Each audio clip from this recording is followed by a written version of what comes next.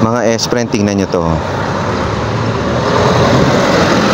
Yan, isa ito sa mga pinakalumang bahay dito po yan sa gawin ng Lingayen. Actually, malapit lamang po siya dito sa water district nila.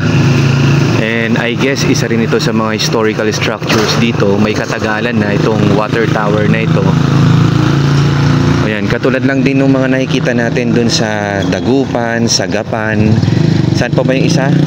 Kabanatuan, yung water tower na yan. Pero ito i-focus lang natin dito. As in, makikita nyo pa rin kahit na nagkaroon ng mga, alam mo, pagtataas ng mga kalsada dyan. Pero as in, astigin pa rin, intact pa rin mga espre, no?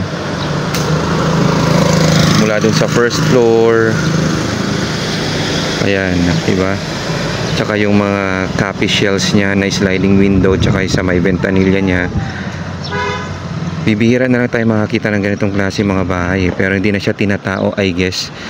Kung meron man, nandun lang sa may isang bahagi lang doon sa gawing yan. Doon lang siguro nananatili yung mga may-ari o yung next generation na nagmana nitong bahay.